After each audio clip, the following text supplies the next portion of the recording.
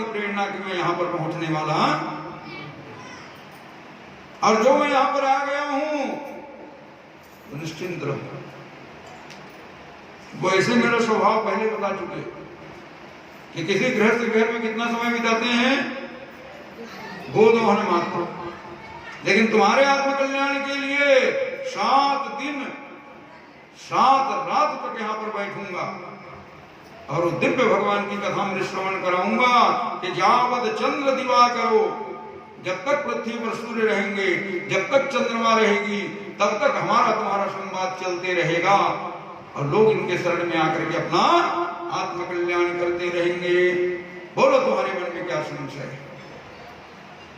देखो अभी तक जितने विद्वान आते थे राजा परीक्षित के एक प्रश्न था, क्या कमयामि शरणं, 7 दिन का जीवन, इसके शरण में हम कल्याण हो जाए। लेकिन जैसे देखे जोगीराज सुखदेव स्वामी को राजा परीक्षित का प्रश्न ही बदल गया। तो जानते हो श्रेष्ठ कथावाचक उसको कहा जाता है दीवान जी, जो श्रोता के मनोभाव को समझ कर उनके अनुसार भगवान की कथा को श्रवण करे। क्योंकि जानते हो श्रोता यदि हो सामान्य, वक्ता को तो ज्ञान है, अब वो कहीं अपने ज्ञान में आकर के आध्यात्म बघारना शुरू कर दे, आध्यात्मिक कथाएं सुनाना शुरू कर दे, असामान्य श्रेणी के श्रोता हैं और उनके पल्ले कुछ पड़ेगा। आप भले कितनों श्रेष्ठ कथा सुना रहे हो, वैदिक विधा सुना रहे हो, आध्यात्म की चर्चा कर रहे हो, लेकिन क्या वो श्रोताओं पर कोई प्रभाव कहे? क्यों? उनके पल्ले पड़ ही नहीं रहा। और कहीं पर श्रेष्ठ विद्वानों की सभा लगी हो, अब वहां पर कहीं वक्ता किस्सा कहानी शुरू कर दे, एक राजा थी एक रानी था, तो फिर वहां भी उसका कोई प्रभाव होने वाला है कि नहीं? श्रेष्ठ वक्ता कौन? जो श्रोता के मनोभाव को देख करके उनके अनुसार कथा श्रवण कराए, जो श्रोताओं के पल्ले पड़े, वो भले सामान्य सा लेकिन बैठे श्रोताओं की बुद्धि पर, तब वो कथा का महत्व है। अब ज्ञान तो बहुत है, श्रेष्ठ है, अध्यात्म घाटते रहो, लेकिन जब श्रोता के पल्ले पड़ ही नहीं रहा है तो उस कथा का कोई अर्थ रहता नहीं है। यहाँ पर अभी तक सामान्य श्रेणी के विद्वान आ रहे थे, तो राजा परीक्षित का प्रश्न भी बिल्कुल सामान्य था, लेकिन आप समझ चुके विशिष्ट कोटि के विद्वान आ चुके हैं। राजा परीक्षित ने देखा योगीराज सुखदेव स्वामी का आगमन हो चुका है, इनसे सामान्य प्रश्न पूछने कोई जरूरत है? दिव्य आए हुए तो प्रश्न भी दिव्य होनी चाहिए कि नहीं?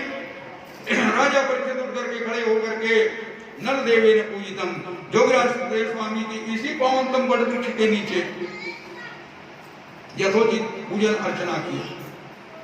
अब पूजन करने के उपरांत दोनों हाथ जोड़ करके प्रश्न किए। वैसे तो राजा परीक्षित ने अनेकों प्रश्न किया भागवत महापुराण में, लेकिन एक ही पहला प्रश्न हुआ है जिनकी उत्तर 7 दिन और 7 रात तक सुखदेव स्वामी दिए, जो श्रीमद् भागवत महापुराण के रूप में प्रसिद्ध हुआ है। छोटा सा प्रश्न है एक श्लोक में। क्या है प्रश्न?